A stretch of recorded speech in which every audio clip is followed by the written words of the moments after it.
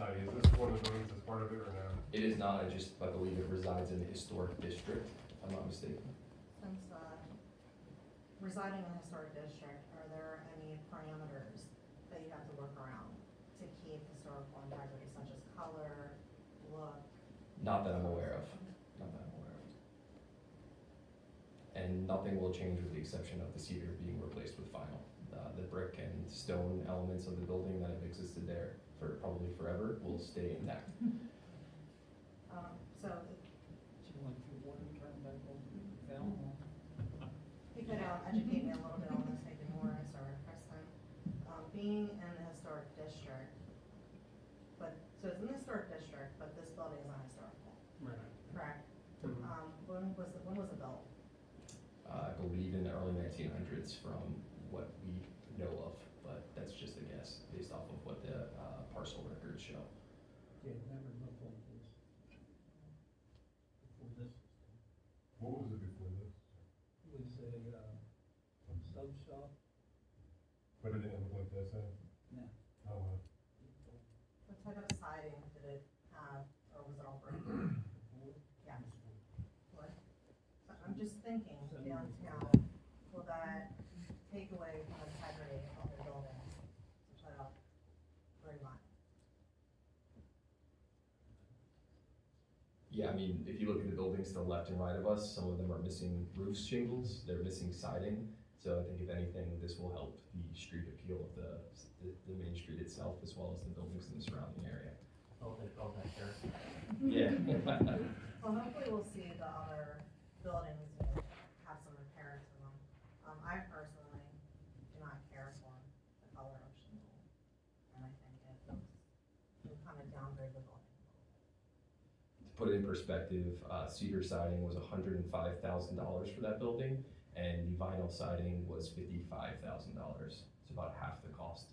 And as a business who operates and provides housing here, one of the last affordable housings in Middletown, I'd like to say, we really try to keep our rents low, and that would really, first off, we don't have the funds to do that, and we're trying to make the building look clean and new again, and also we're trying to keep our rents low for the people of Middletown. It's very expensive. It's a shame that would go on to the renter. I do understand what you're saying. Appreciate it. Any other questions? I have a question for the town. This on the agenda says historic review of building exterior renovation. We can't do a historic review. No, I mean, right, it's basically the historic portion of the zoning code, just as if people are making changes that come in. And I think it's more or less to make sure something crazy isn't being done, and it's sticking with it. You know, like you mentioned, most of that street is already vinyl siding, so I think it's more or less, you know, they're not coming in with something pink or something ridiculous. But no, it's not, there aren't guidelines like, it has to be cedar shade, or it has to be this, or it has to look like a certain period, or that, there's none of that detail in it. What is kind of detail that's in it? Just so that we know for future. Well, it's the H section, I mean, if you wanna read it, you know, Yeah. detail, but, I mean, it's more or less being aware of what's happening. Most come to us as a minor land development plan, and you see it, like the ones that just came in off the corner, they were gonna tear them down, and, you know, they don't always come in like this where they're changing something. So, it's really to be aware of what's happening and what's going back again. Whether they're tearing it down, or whether they're rehabbing it like this, what are they putting back? I mean, are they putting a wah-wah there, or are they putting something that resembles what was there? And, you know, they don't always come back like this, they usually get torn down and they want to get rebuilt. Everybody here makes sure something doesn't look Art Deco, or something that doesn't fit at all in the town. So that's really what it's, to make sure it's maintaining some level of resemblance to what's down there. I think everything from this house down is vinyl sided, or When I just did a search of East Main Street, you'll see that, you know, everything, you know, on the front, bottom portions are usually a lot of porches and brick. But then the top part that they're talking about, changing it, even as vinyl siding, as you see here, in various colors. Like there's a beige, a white, and then a gray. So it will fit in with. And you would keep the brick the same color as it is now? Yeah, we plan on doing no changes to the existing structure, and the brick is obviously, we think it's very appealing. Any questions of the audience? Have a motion?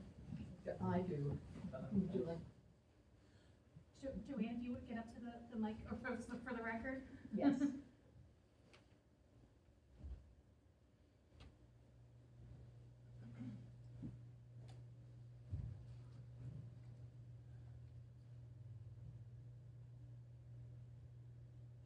Yes, Joanna, do we have a more of a panoramic view available of how this really looks Right now. with the buildings beside it?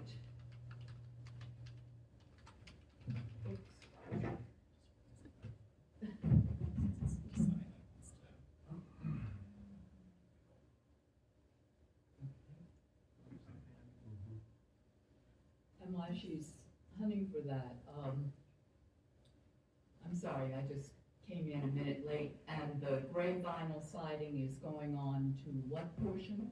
All portions where cedar exists currently today.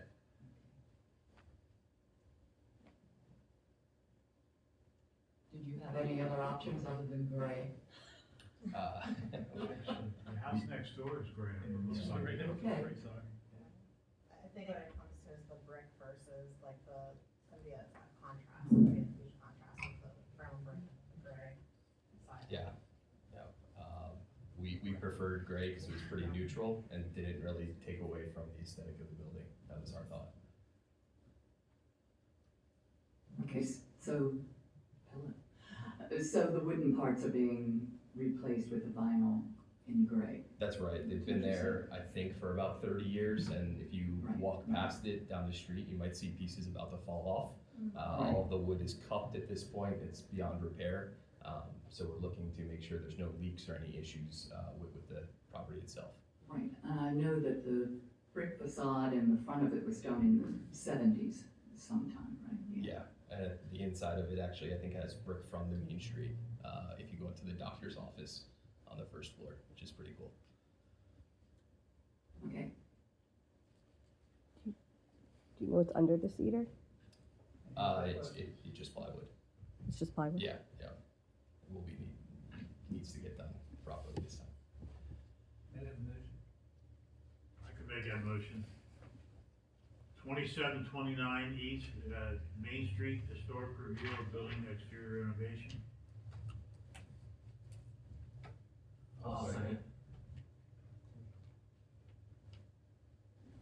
All those in favor signify by saying aye. Aye. Opposed, hearing none, motion carried. Thank you so much. Do you guys want to keep that as? Or when you come to mayor and council, you want us to hold it until then? Whatever works better for you guys. I don't need it, so.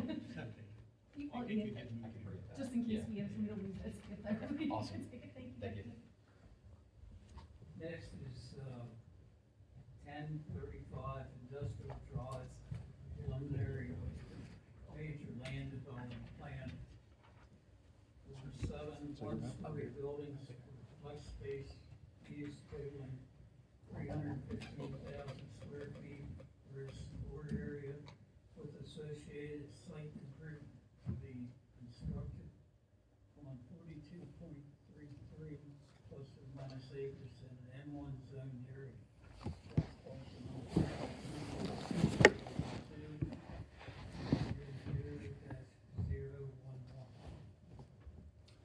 Thank you very much. I'm Steve Wood, and I'm with Apex Engineering. I'm the site engineer for this project. As described, this is 315,000 square feet over 7 proposed buildings on this property, 42.3 acres, manufacturing industrial zoning. Each of the larger buildings, or 6 of them, are 50,000 square feet. The 7th would be 15,000. What's projected for the uses of these buildings is that we'll have flex use here, anywhere between 4 and 6 tenants per building,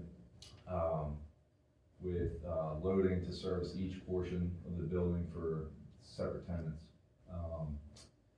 We're projecting at this point right now, contractor trades, construction storage. There may be other uses that may at some point require conditional use approval, which is pretty typical for this zoning. We have large truck courts for each building, 36-foot wide car aisles for pedestrian traffic. We have a separate loop for the trucks to avoid, conflict with pedestrians. Several new proposed stormwater management systems. And I think with that, I'll take questions. So, I have a couple questions. Yeah. When we have people, when we have proposed plans for warehouses and flex-use spaces, we're normally not given much detail on, and I understand that you'll come back later. Sure. But there is a lot of concern right now regarding data centers. So I'm sure you're aware of the Sure. discussions. Yep. And it's come to my attention after voting yes on warehouses, thinking it's more environmentally friendly than some other options, that these warehouses can currently be turned into data centers without any type of special use permit. So it's high on my radar right now. Councilman Carter has an ordinance in Sure. place that will prevent this from, if it passes, Absolutely. happening, with, it'll require special use permits. But I'm very hesitant right now. So can you pull that back up for me? Sorry. So as we present this plan, right, so the way these are situated, right, so this is the situation of how the buildings would have to be put together. Data centers in general are one large building with significant electric infrastructure coming to the building. I'm not even, quite frankly, certain the town has the capability. That's where I'm spending the next. Yeah, so, I mean, you've got to have significant infrastructure for that. So, to my knowledge, that's non-existent right here, right now. So, that's not what's proposed here. So right now, there is, to my knowledge, there is no tenant chosen for this. They're going to go building by building, starting with the one to the top right. That'll be their first phase. And then essentially, like I described, it's flex use. So, like you said as well, if anybody would come in here that would need a conditional use, you have the privilege at that point to turn it down. So right now, if we propose these buildings, anybody that comes in here that's not an approved use will not be able to occupy it. So I would just point to that and say, you guys will have that ability to turn that down at a future point if something like that would come in here. Morris, is that correct? Yeah, they can come through, they're not a by right in MI, so everything, there's a small list of what's allowed, warehouses are not, they have to come back before this body and the mayor and council get approval. Which data center would have to come back to get a conditional use. And they would have to say at that time, the data center. They would have to get conditional use. They would have to get That's conditional use, yes. Anything, if they wanted to come out here, I mean, everything, when we've been asked about sites, they've been much bigger than this. And Steve's Point required a tremendous amount of power, which we didn't have. Right. Doesn't mean one couldn't come in smaller, but they would have to come in on MI and ask, Even a smaller and get a data conditional center use. would take a lot of more pull off the grid than we have. Well, it's scale, I mean, it depends on how big it is, but most of them wanna be big and they require a lot of power, so. But they do have to come back as conditional use. Yeah, I wish I had my copy, but I mean, there's very few permitted uses in this zoning. So you'll probably see actually quite a few people coming in here anyway, so. That's why almost everything comes, every meeting, we have 3 or 4 conditional uses, because they're all in MI, So, and there's really nothing. for example, your next agenda item is gonna be Right. conditional use request in an MI district.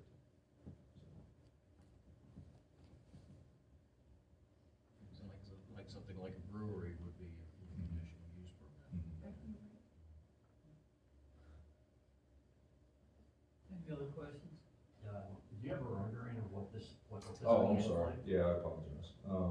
So, we're gonna give you kind of just an example of what the typical product that they've done before, so. This is just a during construction photo, so your steel goes up, that's okay. So it's actually, yeah, there'll be 3 separate slides here, so. This is just during construction, you can go and flip down to the next one. Oh, no, it's in there, Kristen. Oh. Same thing, there should be three separate, slides in here. So, okay, there you go. So there's the product as it's pretty much finalized, site work still being done, and then the last one there. Okay, so there's your final product with all the paving. Now, again, so like, I think it's good to describe this area too. So anybody, I've been in Middletown a good bit of time too. I rarely drove back here, so this is actually kind of a gem of a site. It's hidden, tucked back in on Industrial Drive, been on Industrial Drive enough, but this one's way back in the back corner. Pretty wooded site, and then there's, right now there's actually a construction and storage type situation there now, so. Yeah, I think it is visible from, Yes. Siemens Church Road. Yeah, I don't know that it would be. It's pretty close. It's visible from Industrial. I don't know that you'd be able to see it otherwise. I think the backside of it, backs to rail. Over the bridge, you can see it. Oh, you can, Probably okay. winter when no leaves. Yeah, that's probably true. Okay. And the, entrances, parking will be mostly in the, inside of the. Yeah, parking's all within the loop road, so obviously with the geometry of the site, like situating the buildings, we try to keep all the loading to the rear for the most part, so. Okay, thank you. Oh, I did have one more. Yep. There's a creek nearby, Deep Creek, Yes. and anything going to be disturbed? No, not, so the creek itself has obviously a floodplain, and then there's also, the town has ordinance for what's called a riparian buffer. That stretches 50 feet off of the floodplain. So we're not allowed to come within 50 feet of the floodplain with disturbance of land, meaning can't really expose dirt, so we won't be anywhere near that. Could you pull the plan that shows the entrances and parking lot? Yes.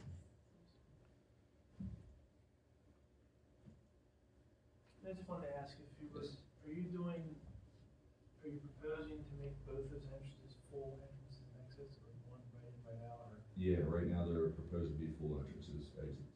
The reason I mention that is if southbound vehicles, as they approach that curve, oftentimes they're flying. We've talked to a couple of them out of that pond right there. 'Cause they Oh, didn't wow, turn. okay.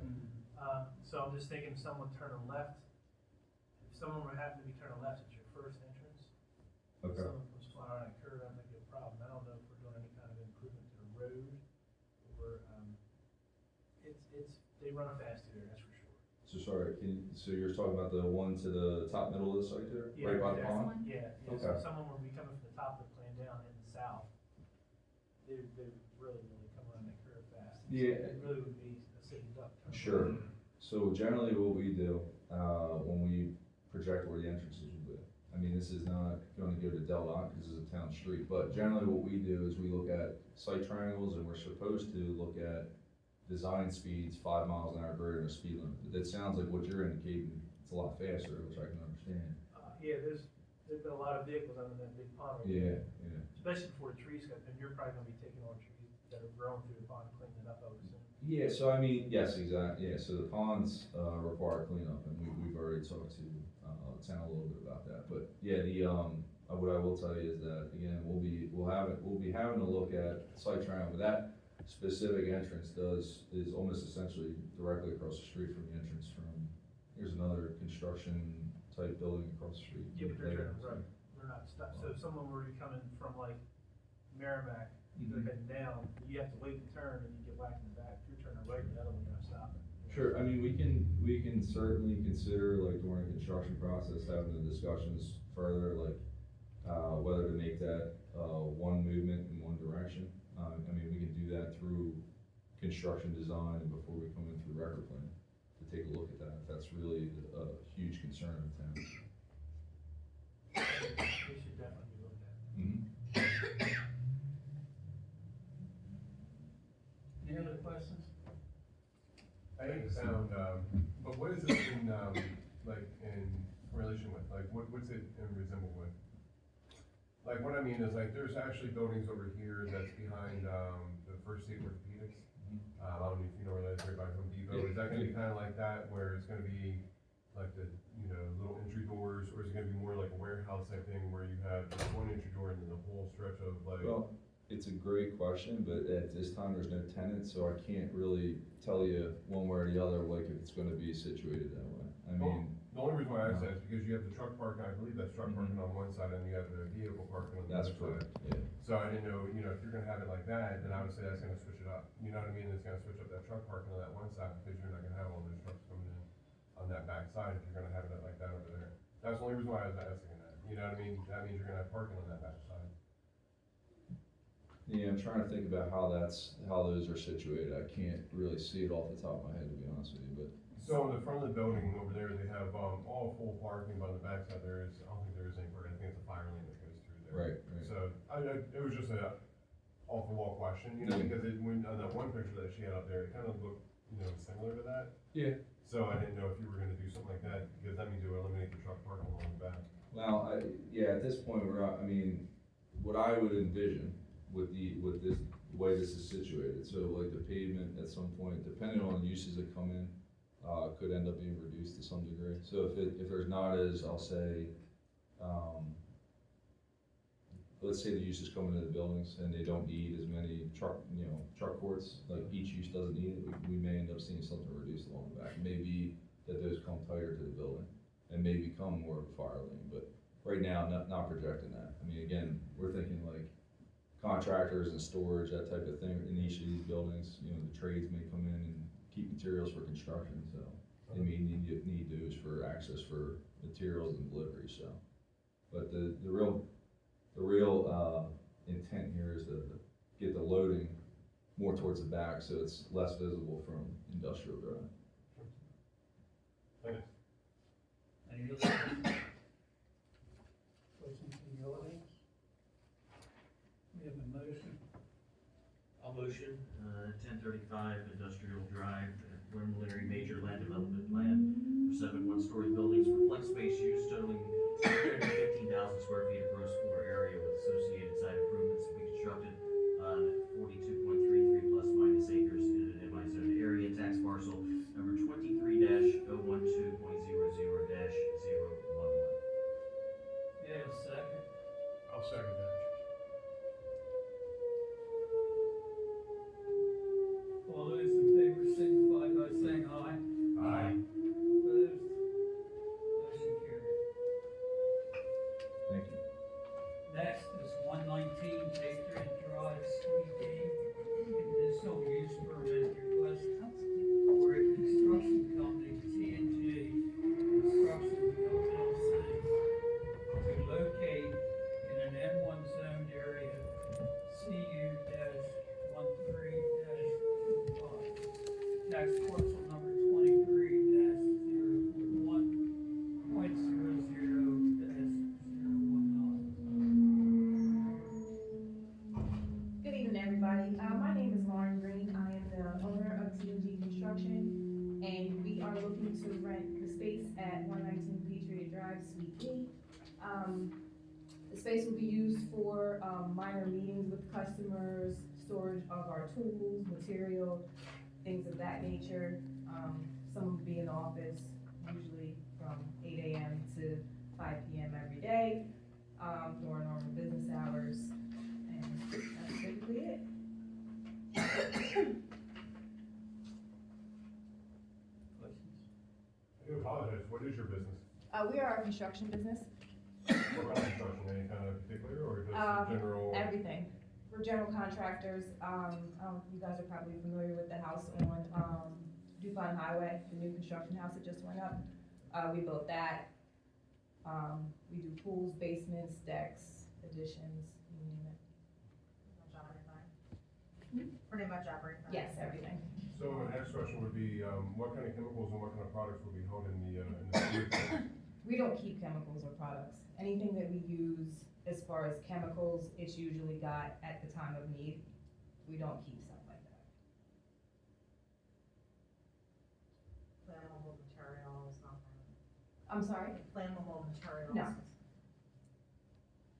And honestly, nothing outside of the buildings, correct?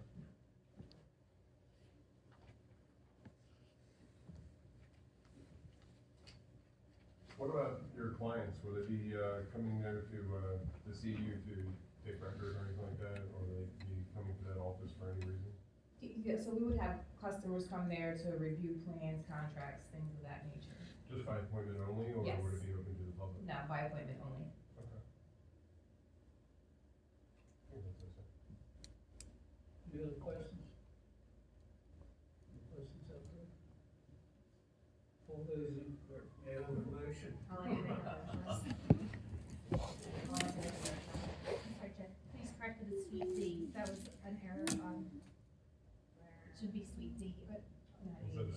We thought it was E, but the landlord said, oh, no, it's D.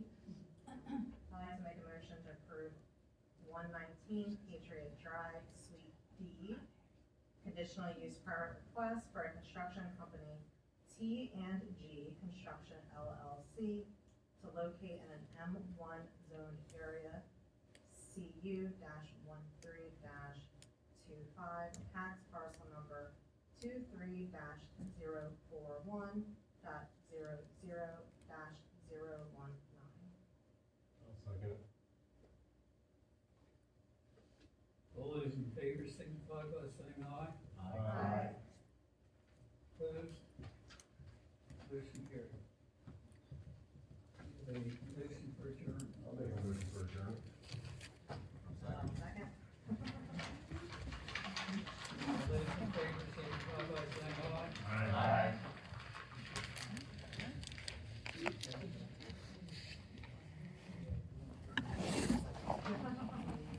Thank you.